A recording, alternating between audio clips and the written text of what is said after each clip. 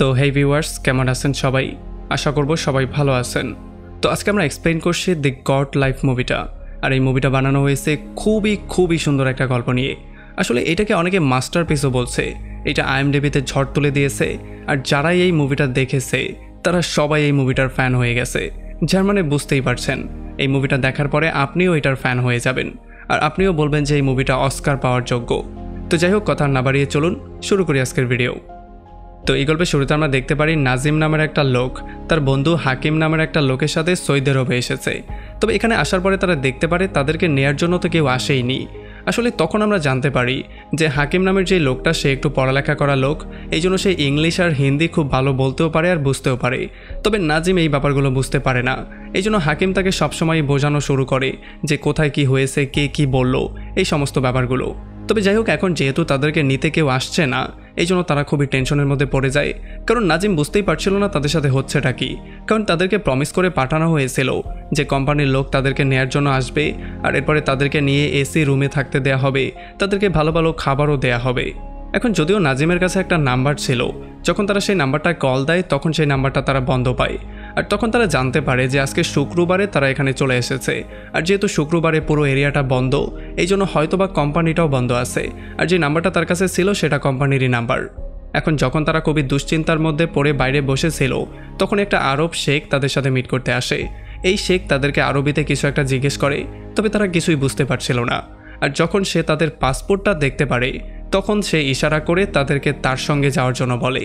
আর এই ব্যাপারটা শোনার পরে তো হাকিম খুশি হয়ে যায়, কারণ তাদের মনে হয়েছিল হয়তোবা এইটাই হচ্ছে গিয়ে সেই লোকটা যে তাদেরকে নেয়ার জন্য এসেছে। তবে যখন তারা তার গাড়ির কাছে যায় আর তার গাড়িটা দেখতে পারে, তখন তাদের সন্দেহ হয়, কারণ তার গাড়িটা ছিল খুবই ভাঙাচোরা একটা গাড়ি। আর এরপরে সে গাড়িটাকে ড্রাইভ করা শুরু করে আর তাদের দুজনকে পেছনে চুপচাপ হয়ে বসতে বলে। এখানে যদিও নাজিম তার কাছে একটু পানি চায়, তবে সে কোনো অ্যান্সার করে না। আর যেহেতু তারা একটু ক্লান্ত ছিল, এই জন্য তারা ঘুমিয়ে পড়ে। আর যখন তাদের চোখটা খোলে, তখন তারা দেখতে পারে তাদেরকে একটা মরুভূমির মধ্যে নিয়ে আসা হয়েছে। এখন এখানে এই শেখ তাদেরকে বিক্রি করার জন্য এনেছিল। আমরা দেখতে পারি এই শেখ এখানে হাকিমকে বিক্রি করে দেয় আর নাজিমকে অন্য একটা জায়গায় নিয়ে যাওয়ার ট্রাই করে। যদিও নাজিম তাকে বারবার করেই বলছিল যে প্লিজ এমনটা করবেন না, আমাদের দুজনকে আলাদা করবেন না। তবে এই শেখ কিছুই শুনছিল না। সে তাকে মারধর করে গাড়িতে তুলে ফেলে। যদিও হাকিম তাকে বারবার করে বলছিল যে প্লিজ ভাইয়া আমাকে ছেড়ে যাবেন না, তবে সেও কিছু করতে পারছিল না। এরপরে শেখ তাকে অন্য একটা জায়গায় এনে তাকে এখানে বিক্রি করে দিয়ে সেখান থেকে চলে যায়। আসলে এখন আমরা জানতে পারি যেই শেখের কাছে নাজিবকে বিক্রি করা হয়েছে, এখন তার আন্ডারেই তাকে কাজ করতে হবে। এখন যেহেতু রাত হয়ে গেছে, এই জন্য শেখ ঘুমাতে চলে যায়। আর নাজিব যখন চারপাশে চেক করে, তখন সে দেখতে পারে এখানে অনেক ছাগল, অনেক উট, আর এগুলোর মধ্যেই সে একটা বৃদ্ধ লোককে দেখতে পারে। সে যখন গিয়ে তার সাথে কথাবার্তা বলার ট্রাই করে, তখন সে বুঝতে পারে এই লোকটা হয়তোবা তামিলে কিছু একটা বলছে। তবে যেহেতু নাজিম হচ্ছে অশিক্ষিত একটা ছেলে, মানে সে তার নিজস্ব ভাষা মানে মালায়ালাম ছাড়া আর কিছুই জানে না, এই জন্য সে তামিল, আরবি, ইংলিশ কিছুই বুঝতে পারছিল না। সে এই লোকটার কোনো কথাবার্তাও বুঝতে পারে না। তবে সে এতটুকু বুঝতে পারে যে হয়তোবা এই লোকটাও এখানের এই ছাগল আর উটগুলোকে দেখাশোনা করে। আর এই জন্য সে ইশারা করে এই বৃদ্ধ লোকটার কাছে একটু পানি চায়। আর এই বৃদ্ধ তাকে ইশারা করে একটা পানির ট্যাঙ্কি দেখিয়ে দেয়। আর সেখানে গিয়ে নাজিব মন খুলে পানি খায়। সে তার পেট ভরে ফেলে পানি খেয়ে। তবে এখন যেহেতু রাত হয়ে গেছে, তাকে ঘুমাতেও হবে। তবে এই মরুভূমির মধ্যে সে ঘুমাবে কোথায়? সে চারপাশে চেক করে, এখানে না আছে কোনো বিছনা, না আছে কোনো জায়গা যেখানে সে একটু ঘুমাতে পারে। তবে তখনই সে দেখতে পারে যে তার যে শেখ আছে সে একটা তাঁবুর মধ্যে ঘুমাচ্ছে। এই জন্য সেও তাঁবুর মধ্যে গিয়ে একটা কোনায় বিছনা করে সেখানে শুয়ে পড়ে। আমরা দেখতে পারি নাজিব তার ইন্ডিয়ার লাইফটাকেও খুব বেশি মিস করছিল। আসলে নাজিব সবসময়ই বিদেশে যেতে চাইতো। সে সবসময় দেখেছে যে যারা ইন্ডিয়াতে কিছু করতে পারে না, তারা সবসময় বিদেশ চলে যায়। আর বিদেশ থেকে তারা অনেক বেশি টাকা ইনকাম করে অনেক দামি জিনিসপত্র নিয়ে আসে। নাজিবের একটা বন্ধু ছিল যার দুলাভাই বিদেশে পাঠানোর কাজ করত। সে মানুষকে সৌদি আরবে পাঠিয়ে দিত। নাজিব কোনো রকমে তার বন্ধু দুলাভাইয়ের সঙ্গে মিট করে তাকে সৌদি আরবে পাঠিয়ে দেয় আর একটা চাকরির ব্যবস্থা করার জন্য কনভিন্স করে ফেলে। আর এখানে আসার জন্য সে তাকে 30,000 টাকা আর ভিসা করার জন্য সে তাকে 10,000 টাকাও দেয়। আসলে আমরা জানতে পারি এই টাকাগুলোও সে হাওলাত করেছিল। তার মনে হয়েছিল যে সে সেখানে গিয়ে টাকা ইনকাম করে এই টাকাগুলোকে পরিশোধ করে দিবে। আমরা তখন জানতে পারি সে তার মা আর তার ওয়াইফের সঙ্গে বাস করত। তার ওয়াইফও তখন প্রেগনেন্ট ছিল। এই জন্য নাজিব বিদেশ যাওয়ার জন্য পাগল হয়েছিল, কারণ সে চাইছিল বিদেশ গিয়ে বেশি ইনকাম করে তার ওয়াইফকে একটু শান্তি দিতে। এখন গল্প আবারও প্রেজেন্টে ব্যাক করে আর আমরা দেখতে পারি এই সমস্ত ব্যাপারগুলো চিন্তা করেই নাজিব ঘুমিয়ে গিয়েছিল। তবে যখন সকালবেলা তার চোখ খোলে, তখন যেহেতু সে এই তাঁবুর মধ্যে ঘুমিয়েছে, এই জন্য শেখ তাকে অনেক বেশি পেটায় আর তাকে উল্টাপাল্টা অনেক কিছু বলে। তবে নাজিম বুঝতেই পারছিল না সে আসলে করেছেটা কি ভুল। তো এর একটু পরে নাজিব দেখতে পারে সেই বৃদ্ধ ছাগলের দুধ আছে, আর যখন সে সেই বৃদ্ধর কাছে যায় তখন বৃদ্ধ তাকে এক মগ দুধ দিয়ে তার ভাষায় বলে যে এইটা নিয়ে তুমি শেখকে দিয়ে দাও। তবে নাজিব যেহেতু এটা বুঝতে পারে না এই জন্য সে এটাকে খাওয়া শুরু করে। তবে বৃদ্ধ তাকে আবারও আটকায় আর আবারও এই দুধের মগটাকে ভরে সে তাকে ইশারা করে বলে যে এটা নিয়ে শেখকে দিয়ে দাও। এখন এইবার ইশারাটা বুঝতে পেরে সে চলে আসে শেখের তাঁবুর মধ্যে আর তাকে এনে সে দুধগুলো দেয়। এখন নাজিব তাকে বোঝানোর ট্রাই করে যে আমি ইন্ডিয়া থেকে এগুলো করার জন্য এখানে আসিনি, হয়তোবা আমি ভুল জায়গায় চলে এসেছি। তবে এই শেখ তার কোনো কথাই বুঝতে পারছিল না, এই জন্য নাজিম তার পায়ে ধরে ফেলে। তবে এইটার জন্য আবার শেখ তাকে একটু পেটানো শুরু করে। এখন একটু পরে যখন এখানে আরও একটা শেখ আসে তখন নাজিব তাকে তার পাসপোর্ট আর বিভিন্ন জিনিসগুলো দেখিয়ে তার অ্যাড্রেসটা দেখিয়ে তাকে বারবার করে বোঝানোর ট্রাই করে যে সে ভুল জায়গায় চলে এসেছে। তবে এই শেখ তার এই সমস্ত কাগজপত্রগুলোই ছিঁড়ে ফেলে। এখন এই ব্যাপারগুলো দেখার পরে নাজিম প্রচণ্ড শকড হয়ে যায়, কারণ তার ভাগ্যের উপরে কান্না করা ছাড়া এখন আর তারাতে অন্য কোনো অপশন নেই। আর তার এই অবস্থা দেখার পরে শেখের একটু মায়া লাগে, এই জন্য শেখ তাকে একটা রুটি খাওয়ার জন্য দেয়। তবে এই রুটিটা এত বেশি মোটা ছিল যে নাজিব কোনোভাবে এটাকে খেতেই পারছিল না। এই জন্য শেখ তাকে ইশারা করে বলে দেয় যে এই রুটিটাকে পানির মধ্যে চুবিয়ে চুবিয়ে খাও, তাহলে একটু নরম হবে আর তুমি খেতে পারবে। আর যেহেতু এখন নাজিব ক্ষুধায় পাগল হয়ে আছে এই জন্য সেই রুটিটাকে পানির মধ্যে ভিজিয়ে ভিজিয়ে খাওয়া শুরু করে, যেটা কিনা খুবই ইমোশনাল একটা দৃশ্য ছিল। এখন নাজিবের ওয়াইফ তাকে যে আচার দিয়েছিল সেগুলো খাওয়ার সময় সে তার ওয়াইফকে মনে করে। আর তখন সিনটা আবারও ফ্ল্যাশব্যাকে চলে আসে আর আমরা চলে আসি সেই সময় যখন নাজিবের ওয়াইফ তাকে ছাড়ার জন্য স্টেশনে এসেছিল। আসলে তখন আমরা দেখতে পারি যে নাজিবের ওয়াইফের সাথে তার খুবই ইমোশনাল একটা কথাবার্তা হচ্ছিল, আর সেই স্টেশন থেকেই তার একটা নেবার হাকিমকেও তার সঙ্গে পাঠিয়েছিল যাতে করে সে তারও একটু খেয়াল রাখতে পারে। আর হয়তোবা এটাই ছিল শেষ মুহূর্ত যখন নাজিব তার ওয়াইফকে শেষবারের মতো দেখতে পেয়েছিল। আর তাছাড়া এখন তো নাজিবের অবস্থা এতটাই খারাপ হয়ে আছে সে চাইলেও তার ওয়াইফকে কল করে বলতেও পারবে না সে কোথায় আছে। এখান থেকে নাজিব পালিয়ে যাওয়ারও ট্রাই করে। এই জন্য যখন একটা লোক এখানে আসে পানি দেওয়ার জন্য তখন সে তাকে রিকোয়েস্ট করে বলা শুরু করে যে প্লিজ আমাকে এখান থেকে নিয়ে চলো, আমি যে কোনো মূল্যে এখান থেকে পালাতে চাই। তবে যখন শেখ দেখতে পারে সে গিয়ে তার সাথে কথাবার্তা বলছে তখন শেখ একটু অনুমান করে ফেলে যে সে কী বলার ট্রাই করছে, এই জন্য সে এসে তাকে পেটানো শুরু করে। যখন নাজিব তাকে আটকানোর ট্রাই করে তখন শেখ একটা বন্দুক এনে সেই বন্দুক দিয়ে তাকে ইচ্ছামতো পেটায়। এখন এই মার খাওয়ার মধ্যেও নাজিম বারবার করে তার ওয়াইফকেই মনে করছিল। তার মনে হচ্ছিল যে যখন সে বিয়ে করেছিল তখন সে কতটা হ্যাপি ছিল, সেখানে হয়তোবা দারিদ্রতা ছিল তবে সে হ্যাপি ছিল, কিন্তু এখন তো সে সুখীও নেই। আসলে কথায় আছে না, মাঝে মধ্যে আমাদের কাছে যেটা থাকে সেটা নিয়ে আমরা কখনোই হ্যাপি থাকতে পারি না। আমরা চলে যাই ভালো কিছু পাওয়ার আশায়, তবে ভালোটার আশায় গিয়ে যেটা ছিল আমরা সেটাও হারিয়ে ফেলি। নাজিব মনে করে যখনই তার ইচ্ছা হতো সে পুকুরের মধ্যে গিয়ে গোসল করত, তার ওয়াইফের সাথে ফুর্তি করত। তবে এখন তো সে অনেকদিন ধরে গোসল পর্যন্ত করতে পারছে না। আর গোসলের পানি তো দূরের কথা, এখানে খাবার দাবার করা এবং বাথরুম করে পরিষ্কার করার মতো পানি ছিল না। এখানে বাথরুম করার পরে বালু দিয়েই সব কিছু পরিষ্কার করতে হতো। তো এরপরে একদিন সকালবেলা যখন নাজিব ঘুম থেকে ওঠে তখন সে দেখতে পারে সেই শেখ তাকে ইশারা দিয়ে বলছে এই ছাগলগুলোর দুধ দোয়ানোর জন্য। তবে নাজিম বলে যে এই কাজটা তো সেই বৃদ্ধ করে, সেই বৃদ্ধটা কোথায় গেল? সে চারপাশে চেক করেও সেই বৃদ্ধকে খুঁজে পায় না। তবে এখন যেহেতু সেই বৃদ্ধ নেই এই জন্য এই কাজটা বাধ্য হয়ে তাকেই করতে হয়। যখন সে ছাগলের দুধ দোয়াতে যায় তখন ছাগল প্রথমে কয়েকবার তাকে লাথি মারলেও পরবর্তীতে আস্তে আস্তে সেগুলো শিখে যায়, সে দুধ দোয়ানো শুরু করে। নাজিম বুঝতে পারে যে এখন তাকে এই সমস্ত কাজগুলোই করতে হবে, আর এগুলো করার বদলে সে 2 বেলা খাবার খেতে পারবে, তাও শুধুমাত্র রুটি, এছাড়া তাকে আর কোনো টাকা পয়সাও দেয়া হবে না। নাজিম যদিও এগুলো আগে কখনোই করেনি, এই জন্য তাকে মাঝে মধ্যেই সমস্যার সম্মুখীন হতে হয়, তবে এগুলো তাকে বাধ্য হয়েই করতে হয়। তো এমন করে করেই নাজিবের প্রায় 2-3টা মাস পার হয়ে যায়। আর একদিন যখন নাজিব গাড়ির আয়নায় তার চেহারাটাকে দেখে তখন সে বুঝতে পারে সে আগে যেমনটা দেখছিল এখন সে পুরোপুরি বদলে গেছে, সে আর আগের মতো দেখতে নেই। তার চেহারা সুরতের অবস্থা খুবই খারাপ হয়ে গেছে, তার শরীর স্বাস্থ্য অনেকটা শুকিয়ে গেছে। এখন এই সমস্ত ব্যাপারগুলো চিন্তা করেই যখন নাজিব খুবই আপসেট হয়েছিল তখনই সে পাহাড়ের ওই পার থেকে একটা শব্দ শুনতে পারে। আর যখন সে দৌড়ে গিয়ে চেক করে তখন সে পুরোপুরি শকড হয়ে যায়। সে দেখতে পারে এখানে সেই বৃদ্ধ লাশটা পড়ে আছে। আসলে এই বৃদ্ধ কাজ করতে করতে এখানেই মারা গিয়েছে, আর এখন তার লাশটাকে ঈগলরা এসে খাচ্ছে। আসলে এই শেখরা তাকে শেষ বিদায়টা দেয়া পর্যন্ত জরুরি মনে করেনি, তারা তাকে কবর পর্যন্ত দেয়নি। আর এই ব্যাপারগুলো দেখার পরে সে একটু শকড হয়ে যখন এই পাখিগুলোকে সরানোর ট্রাই করে তখন সে কোনোভাবেই তাদেরকে সরাতে পারছিল না। এখন যেহেতু এই পাখিগুলো একটু বেশি শক্তিশালী এই জন্য তারা নাজিমের উপরেই আক্রমণ করে দেয়, আর নাজিম এতে করে অনেকটা আহত হয়ে যায়। এগুলো দেখার পরে নাজিম ক্লিয়ারলি বুঝতে পারে যে হয়তোবা তার কপালেও এগুলোই আছে, তার কপালেও এমন একটা মৃত্যু আছে, সে কোনোভাবে চাইলেও এখান থেকে বেরোতে পারবে না। আর এই জন্য এই সমস্ত ব্যাপারগুলো চিন্তা করে নাজিব এখান থেকে পালিয়ে যাওয়ার সিদ্ধান্ত নেয়। তবে এই সমস্ত ব্যাপারগুলো একটা শেখ দেখতে পারে, আর এই জন্য সে একটা উটের উপরে বসে তাকে ফলো করা শুরু করে। আর যখন শেখের বারবার করে ডাকা সত্ত্বেও সে থামছিল না, তখন শেখ একটা গুলি করে দেয়। যদিও গুলিটা নাজিমের গায়ে লাগে না, তবে সে সেখানে পড়ে যায়, আর শেখ তাকে ধরে আচ্ছা রকম ধোলাই করা শুরু করে, যাতে করে নাজিম পরবর্তীতে এমন আর কোনো চেষ্টা না করে আর তার এই ব্যাপারটা মনে থাকে। এই জন্য সে তাকে এত বেশি পেটায় যে পেটাতে পেটাতে সে তার একটা পা পর্যন্ত ভেঙে ফেলে। এখন নাজিব চিন্তা করে তার অবস্থা এই ছাগলগুলোর মতোই হয়ে গেছে, যেখানে মালিক তাকে আচ্ছা রকম ধোলাই করে আর যখন প্রয়োজন হয় তখন তাকে ইউজ করা শুরু করে।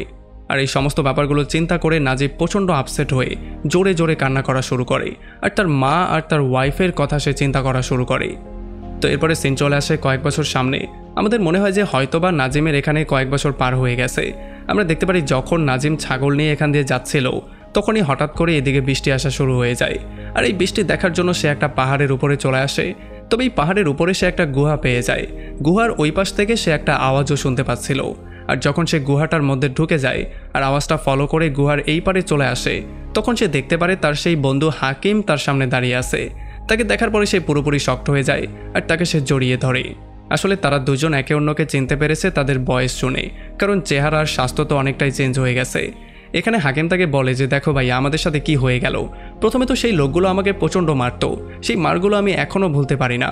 আমি বারবার করে আমার মাকে স্মরণ করতাম, না জানি তারা এখন কোথায় আছে, আমরা কি চিন্তা করেছিলাম আর এখন কি হয়ে গেল। তবে হাকিম তাকে বলে যে আমি ইদানিংয়ে এখানে এসেছি, তবে আপনি আর কখনোই আমার সাথে মিট করতে আসবেন না, কারণ যদি আমার মালিক এই ব্যাপারটা দেখতে পারে তাহলে সে আমাকে অনেক বেশি পেটাবে। আর এটা বলে সে এখান থেকে চলে যায়। আর বেচারা নাজিবও কী করতে পারত, সে দাঁড়িয়ে দাঁড়িয়ে এই সমস্ত দৃশ্যটা দেখছিল। তো এরপরে 2-1 দিন পরে যখন নাজিম একটা উট দিয়ে কোনো একটা জায়গায় যাচ্ছিল, তখন হঠাৎই সে দূরে হাকিমকে দেখতে পারে, যে কিনা একটা কাগজ রেখে দিয়ে সেখান থেকে চলে যায়। আর যখন নাজিম অনেক কষ্টে এই কাগজটাকে পড়ে, তখন সে বুঝতে পারে এখানে হাকিম লিখেছে যে যখন আমি এখানে এসেছিলাম তখন আমি একটা কাদ্রি নামের আফ্রিকান দাসকে পেয়েছিলাম, যে কিনা এই এরিয়াটাকে খুব ভালো করে চেনে। এখন তার সাহায্যে আমরা চাইলে পালিয়ে যেতে পারি, তবে আমাদের একটা সঠিক সুযোগের অপেক্ষায় করতে হবে, আপনি এটার জন্য ওয়েট করেন। তারপরে পরদিন সকালবেলা হাকিম নাজিমকে কাদ্রির সাথে মিট করায়। কাদ্রি আফ্রিকান ভাষায় কথাবার্তা বলতো, যেগুলো কিনা হাকিম বুঝতে পারতো, তবে নাজিম বুঝতে পারে না। তবে এই ব্যাপারটা তো এখানে ক্লিয়ার হয়ে যায় যে বেচারা কাদ্রি অনেকটা ভালো মনের মানুষ, সে খুবই ভালো একটা মানুষ, সে তাদেরকে পালিয়ে যেতে সাহায্য করতে পারবে। হাকিম নাজিমকে বলে যে 2 দিন পরে আমরা পালিয়ে যাব, কারণ 2 দিন পরে হাকিমের যেই শেখ আছে তার মেয়ের বিয়ে, এই জন্য আশেপাশের যত শেখ আছে তারা সেই বিয়েতে অংশগ্রহণ করবে। তো এইটাই হবে তাদের জন্য একটা মোক্ষম সুযোগ পালিয়ে যাওয়ার। তবে এই সমস্ত ব্যাপারগুলো শোনার পরে নাজিম কান্না করতে করতে তাকে বলে যে এর আগেও আমি কয়েকবার পালানোর ট্রাই করেছিলাম, তবে এত বড় মরুভূমির মধ্যে কোনো রাস্তাই আমি খুঁজে পাচ্ছিলাম না, আর পরবর্তীতে আমাকে ধরে এনে পাগলের মতো পেটানো হয়েছিল। তবে হাকিম তাকে সাহস দিয়ে বলে যে এখন আমাদেরকে এটাই করতে হবে, কারণ আমাদের হাতে অন্য কোনো অপশন নেই। আর এরপরে আমরা দেখতে পারি ফাইনালি সেই দিন চলে আসে যেই দিন সেই বিয়ে ছিল। এখানে শেখ সকাল সকাল বেরিয়ে চলে যায়, আর যখন নাজিম তার শার্টটা খুলে তখন আমরা দেখতে পারি তার অবস্থা কতটা খারাপ হয়ে আছে। তার প্রত্যেকটা হাড্ডি দেখা যাচ্ছে, আর তার পেটটা তো মনে হয় পেটের সাথে লেগে গেছে। এরপরে এত বছরে প্রথমবার নাজিব গিয়ে গোসল করে, আর যখন সে তার প্যান্টটা বের করে পরার ট্রাই করে তখন সে দেখতে পারে তার এই প্যান্টটা তার কোমরের অর্ধেক হয়ে গেছে। এই জন্য সে একটা রশি দিয়ে প্যান্টটাকে বেঁধে ফেলে। এরপর শেষবারের মতো সে সমস্ত উট আর এখানে ভেড়া ছাগলগুলোকে খাবার দাবার দেয়, আর তাদের সবাইকে গুড বাই বলে চলে আসে। সে বলে যে আমি আর কখনোই তোমাদের কাছে ব্যাক করব না। আর তখনই এখানে নাজিবকে নেয়ার জন্য কাদ্রি আর হাকিম চলে আসে, আর হাকিম তাকে বলে যে রাত হওয়ার আগেই আমাদেরকে মেইন রোডে গিয়ে উঠতে হবে, আর নয়তোবা কখনোই আমরা পালাতে পারবো না। তবে তারা যতটা চিন্তা করেছিল এই পুরো মরুভূমিটা তার চেয়েও অনেক বেশি বড়। তারা হাঁটতে হাঁটতে কোথায় যেন চলে আসে, আর তখন রাত হয়ে যায়। আর তখন কাদ্রি দেখতে পারে এখানে কিছু শেখ আনন্দ ফুর্তি করছে, আর যখন কাদ্রি লুকিয়ে কিছু পানি চুরি করার ট্রাই করে তখন একটা শেখ এই ব্যাপারটা দেখতে পারে। এখন পানি চুরি করছে তাও একটা গোলাম, এটা দেখার সঙ্গে সঙ্গেই তারা শ্যুট করে দেয়। তবে তারা কোনো রকমে সেখান থেকে দৌড়ে পালিয়ে চলে আসে, তবে একটা উঁচু পাহাড় থেকে তারা সবাই নিচের দিকে পড়ে যায়। এখন যদিও তারা 3জনই এই শেখদের থেকে পালিয়ে চলে এসেছে, তবে যেহেতু তারা 3জনই খুবই দুর্বল ছিল এই জন্য তারা 3জনই সেখানে বেহুশ হয়ে যায়। আর পরদিন সকালবেলা যখন তারা চোখ খোলে তখন তারা দেখতে পারে তারা মরুভূমির পুরো মাঝখানে আছে, চারপাশে শুধু বালু আর বালু। তবে এখন হাঁটা ছাড়া তাদের কাছে অন্য কোনো অপশনও নেই, কারণ তারা ইচ্ছা করেই এমন একটা সিদ্ধান্ত নিয়েছে। কারণ তারা চিন্তা করেছিল এখানে গোলামি করতে করতে মরার চেয়ে পালিয়ে যাওয়ার ট্রাই করে মরাটা উত্তম। তবে কথায় আছে না, বলা যতটা সহজ করা তার চেয়েও বেশি কঠিন। এজন্য তারা যতই সামনের দিকে আগাচ্ছিল ততই তারা নিরাশ হয়ে যাচ্ছিল, আর যেহেতু তাদের শরীরও দুর্বল হয়ে যাচ্ছিল এই জন্য তারা আস্তে আস্তে মৃত্যুর মুখে ঢলে পড়ছিল। আমরা দেখতে পারি কাদ্রি বারবার করে সূর্যের দিকে তাকিয়ে তাকিয়ে তার রাস্তাটা ঠিক করছিল, কারণ সে সূর্যর দিক নির্দেশনায় ফলো করছিল। তবে অনেকক্ষণ সামনে যাওয়ার পরে ফাইনালি তারা দূরে একটু পানি দেখতে পারে। দেখে মনে হচ্ছিল হয়তোবা একটা উট এখান থেকে পানি খাচ্ছে। তবে এই ব্যাপারগুলো দেখার পরে যখন তারা দৌড়ে যায় তখন কাদ্রি তাদেরকে আটকানোরও ট্রাই করে, কারণ এই সমস্ত ব্যাপারগুলো ছিল তাদের চোখের ধোঁকা। তারা এই ব্যাপারগুলো কল্পনা করছিল। আর যখন তারা সামনে যায় তখন তারা দেখতে পারে এখানে কোনো পানি তো নেই, বরং একটা উটের লাশ পড়ে আছে, যেই উটটা হয়তোবা পানির জন্যই মারা গিয়েছে। তবে এরপরে যখন তারা খুবই সাহস করে আবারও একটু সামনের দিকে যায় তখন বালুর মধ্যে কিছু সাপ তাদের সামনে চলে আসে। এখান থেকে কাদ্রি কোনো রকমে হাকিমকে সেভ তো করে ফেলে, তবে নাজিম এই সাপগুলোর মধ্যে আটকা পড়ে যায়। আর তখন কাদ্রি নাজিমকে ইশারা করে বলে দেয় যে একটুও নড়াচড়া করবে না, সোজা চুপ করে দাঁড়িয়ে থাকো। আর নাজিম এমনটাই করে। তখন সাপগুলো তার আশেপাশে ঘোরাঘুরি করে, কিছু তো তার পায়ের উপর দিয়েও চলে যায়। আর এই সিনটা ছিল খুবই ভয়ঙ্কর একটা সিন। তবে তখনই কাদ্রি নোটিস করে যে যেহেতু নাজিব খালি পায়ে দৌড়াচ্ছিল এই জন্য বালুর গরমের জন্য তার পায়ের নিচে ফোসকা পড়ে গিয়েছে। আর এই জন্য কাদ্রি একটা কাপড় ছিঁড়ে তার পায়ের মধ্যে বেঁধে দেয়, যাতে করে তারা একটু বালুর মধ্যে চলতে পারে, কারণ তারা জানে না তারা এখন কোথায় আছে আর কত দূর তাদের হাঁটতে হবে। এখন যখন তারা হাঁটছিল তখন আমরা দেখতে পারি আস্তে আস্তে করে তাদের মনোবল ভেঙে যাচ্ছিল। বিশেষ করে হাকিম আর নাজিবের অবস্থা তো খুবই খারাপ ছিল। হাঁটার সময় একবার নাজিম পড়ে যাচ্ছিল তো একবার হাকিম পড়ে যাচ্ছিল। তবে আমরা দেখতে পারি কাদ্রি খুবই স্ট্রং ছিল, সে কোনোভাবেই পড়ছিল না। সে বারবার করে তাদেরকে শান্ত করার ট্রাই করছিল, বারবার করেই তাদেরকে সঙ্গ দিচ্ছিল, সে তাদেরকে রেখে দিয়ে চলেও যাচ্ছিল না। একটা সময় যখন নাজিব আর হাকিম পানির পিপাসার জন্য বেহুশ হয়ে যায় তখন কাদ্রি তার ঘামগুলো পর্যন্ত তাদের খাইয়ে দেয়। তো এমন করে করে পুরো 3টা দিন পার হয়ে যায়। তবে কোনোভাবেই তারা কিছু করতে পারছিল না, তাদের অবস্থা খুবই খারাপ হয়েছিল, তারা কোনোভাবে চলতেও পারছিল না। হাকিমের অবস্থা তো এতটা খারাপ ছিল সে হাঁটতে পর্যন্ত পারছিল না। এই জন্য কাদ্রি তাকে কাঁধে করে নিয়ে হাঁটা শুরু করে। তবে তখনই হাকিম সামনে একটা শহর দেখতে পারে, যেটা কিনা ছিল শুধুই তার ইমাজিনেশন, আসলে সামনে কিছুই ছিল না। যেমন আমরা বুঝতে পারি তার মেন্টাল কন্ডিশনও আস্তে আস্তে করে খারাপ হয়ে যাচ্ছে। আর এই জন্য সে তাদেরকে ছেড়ে দিয়ে দৌড়ে সেই দিকে যাওয়া শুরু করে। তবে যখন সামনে গিয়ে সে কিছুই পায় না তখন সে খুবই আপসেট হয়ে যায় আর সে বালুকেই পানি মনে করে খাওয়া শুরু করে। যদিও নাজিব তাকে আটকানোর ট্রাই করে তবে এতে করে কোনো লাভই হয় না, আস্তে আস্তে করে সেখানে তার মৃত্যু হয়ে যায়। আর এই ব্যাপারগুলো দেখার পরে নাজিব খুবই ভেঙে পড়ে, সে বুঝতেই পারছিল না এখন সে করবেটা কি। কারণ যখন নাজিম এদিকে আসছিল তখন হাকিমের মা হাকিমকে তাড়াতে তুলে দিয়ে বলেছিল তোমার ছোট ভাইয়ের মতো তাকে তুমি খেয়াল করবে। আর এই ব্যাপারগুলোর জন্যই সে প্রচণ্ড আপসেট হয়ে কান্নাকাটি করছিল। আর যখন সে তার লাশের পাশে বসেছিল তখনই কাদ্রি দেখতে পারে যে বালুর একটা বিশাল বড় তুফান তাদের দিকে আসছে। আর এই জন্য সে নাজিমকে নিয়ে দৌড়ে পালিয়ে যাওয়ার ট্রাই করে। আর এই তুফানের মধ্যে পড়েই হাকিমের লাশটা কোথায় যেন গায়েব হয়ে যায়। যদিও তারা কোনো রকমে এই তুফান থেকে পালিয়ে বাইরে চলে আসে আর নিজেদেরকে কোনো রকমে সেভ করে ফেলে, কিন্তু তারা দুজনেও খুবই ক্লান্ত অবস্থায় ছিল। আর একটু সামনে আসার পরেই কাদ্রি একটা দূরে পানি দেখতে পারে। আর এগুলো দেখার পরে তারা দুজনেই খুবই হ্যাপি হয়ে যায়। তো আমরা দেখতে পারি কাদ্রি খুবই সাহসিকতার সাথে নাজিমকে অল্প অল্প করে পানি খাওয়ায়, যাতে করে সে একেবারে ব্লক হয়ে মারা না যায়। আর এরপর এখানে একটা বোতল যখন কাদ্রি পেয়ে যায় তখন সে এটাকে বাঁশির মতো বাজানো শুরু করে। আর এমন করেই তারা একটু আনন্দ নেয়ারও ট্রাই করে। এখন যখন রাতের বেলায় তারা এখানে ঘুমিয়ে পড়ে আর পরদিন সকালবেলা কাদ্রি ঘুম থেকে উঠে তখন সে দেখতে পারে সামনেই রাস্তা চলে এসেছে। তবে এইটাও ছিল তার ইমাজিনেশন।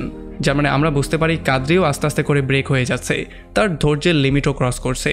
যেহেতু কোনোভাবেই তারা কিছু করতে পারছে না এই জন্য তার মনোবলও ভেঙে যাচ্ছে।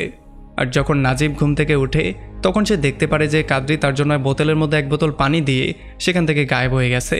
আর এই ব্যাপারগুলোর জন্য সে পুরোপুরি শকড হয়ে যায়। এখন নাজিমকে শুধুমাত্র এক বোতল পানি নিয়েই সামনে এগোতে হবে। আর এই পানিটাকে আস্তে আস্তে করে খেয়ে খেয়ে যখন সে কোনো রকমের রাস্তা পর্যন্ত চলে আসে তখন তার অবস্থা খুবই খারাপ হয়ে যায়। সে পুরো পাগলের মতো হয়ে যায়, তার শরীর এতটাই দুর্বল ছিল সে হাঁটতে পর্যন্ত পারছিল না। তবে তার এই অবস্থা দেখার পরেও কেউ গাড়ি থামাচ্ছিল না, কেউ তাকে সাহায্যের জন্য হাতও বাড়িয়ে দিচ্ছিল না। তবে তখনই এখানে একটা প্রাইভেট কার চলে আসে যেটার মধ্যে একটা শেখ ছিল, যে কিনা নাজিবকে তার গাড়িতে করে লিফট দেয়, তাকে পানিও খাওয়ায়। এখন যেহেতু এই শেখের মনটা খুবই ভালো ছিল এই জন্য সে তাকে শহরে এনে ড্রপ করে দিয়ে যায়। নাজিব তাকে ধন্যবাদ দেয়। এরপর সে চারপাশে চেক করে যখন একটা মালায়ালাম রেস্টুরেন্ট দেখতে পারে তখন সেটার কাছে গিয়ে উল্টে পড়ে যায়। আসলে এই রেস্টুরেন্টটা ছিল কুঞ্জিকা নামের একটা লোকের, যে কিনা নাজিবের চিকিৎসা করায়, তাকে খুব ভালো করে পরিষ্কার পরিচ্ছন্ন করে।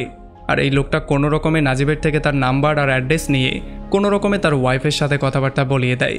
আর তখন কথাবার্তার মধ্যে আমরা জানতে পারি যে নাজিব সেই মরুভূমির মধ্যে পুরো 3টা বছর পার করেছে। আর যখন সে তার ওয়াইফ আর বাচ্চার সাথে কথাবার্তা বলে তখন সে খুব ইমোশনাল হয়ে যায় আর সে কান্নাকাটি করা শুরু করে। এখন যেহেতু নাজিবের কাছে লিগ্যাল কোনো পেপার নেই, এই জন্য তাকে গিয়ে পুলিশের কাছে স্যারেন্ডার করতে হয়। তবে আমরা দেখতে পারি যে পুলিশের কাছে স্যারেন্ডার করার পরেও যারা এখানে লিগালি ছিল আর শেখদের থেকে পালিয়ে চলে আসে তাদের সবাইকে সেই শেখদের হাতেই তুলে দেওয়া হয়, কারণ যেহেতু তাদেরকে লিগালি কাজ করার জন্য এনেছে, এই জন্য কাজ না করে তারা চাইলে পালাতে পারবে না। তবে তখনই নাজিবকে যেই শেখটা বিক্রি করে দিয়েছিল সেই শেখটাও এখানে আসে, আর এই ব্যাপারটা দেখার পরে নাজিব প্রচণ্ড ভয় পেয়ে যায়। তবে এইবার এই শেখ তাকে নেয় না, যদিও শেখ তাকে চিনতে পারে, তবে সে তাকে কিছু বলে না। আসলে এই শেখও ভুল করেছিল, অন্য একটা লোকের আসার কথা ছিল তার এখানে কাজ করার জন্য, তবে সে ভুল করে নাজিবকে নিয়ে গিয়েছে। আর এখন যেহেতু তার কাছে নাজিবের কোনো পেপারও নেই, এই জন্য সে চাইলেও এখান থেকে তাকে নিতে পারবে না। আর এই ব্যাপারগুলো জানার পরে ফাইনালি নাজিব একটু দীর্ঘশ্বাস নেয়, কারণ এখন সে একটু স্বস্তি পেয়েছে। আর এরপরে 3 মাস জেল খাটার পরে ফাইনালি তাকে যখন ইন্ডিয়াতে ডিপোর্ট করে দেয়া হয়, তখন যাওয়ার সময় সে খুবই চিন্তা করছিল যে এখান থেকে যাওয়ার সময় কত মানুষ কত দামি দামি জিনিসপত্র নিয়ে যায়, তবে সে তার ওয়াইফ আর বাচ্চার জন্য কিছুই নিতে পারছে না, শুধুমাত্র তার জীবনটাই সে নিয়ে যাচ্ছে। তবে তখন নাজিব বুঝতে পারে যে তার কাছে যে জিনিসগুলো ছিল সেগুলোই অনেক বেশি ছিল, কারণ এখানে তো মানুষ এক ফোঁটা পানিও খেতে পারে না, এক ফোঁটা পানির জন্য তার ভাই তার চোখের সামনে মারা গেল। আসলে এই মুভিটা আমাদেরকে বিশাল বড় একটা শিক্ষা দিয়েছে, সেটা হচ্ছে আমাদের কাছে যেটাই আছে সেটা নিয়েই সন্তুষ্ট থাকা উচিত, কারণ বেশি খেতে গেলে যে কমটাও হারিয়ে ফেলতে হয় সেই ব্যাপারটাই এই মুভিটা আমাদেরকে দেখিয়েছে। যদিও আপনার স্বপ্ন আপনাকে পূরণ করতেই হবে, তবে স্বপ্ন পূরণের জন্য এত দূরেও চলে যাওয়া উচিত না যেখান থেকে কখনো ব্যাকই করতে পারবেন না, কারণ সেখানের ভাষা বা সেখানের সংস্কৃতি যখন আপনি জানবেন না তখন সেখান থেকে ব্যাক করাটাও আপনার জন্য ডিফিকাল্ট হয়ে যাবে। আর এত সুন্দর একটা মেসেজ দিয়ে এই সত্য ঘটনা নিয়ে বানানো মুভিটা এখানেই শেষ হয়ে যায়। তো আমাকে কমেন্ট করে জানান কেমন লাগলো ভিডিও। যদি ভালো লাগে তাহলে অবশ্যই একটা লাইক করবেন, আর যদি এখনও আমাদের চ্যানেলটা সাবস্ক্রাইব করে না থাকেন তাহলে প্লিজ করে ফেলুন। তো আমাদের দেখা হবে অন্য কোনো ভিডিওতে অন্য কোনো একদিন। Till then, take care.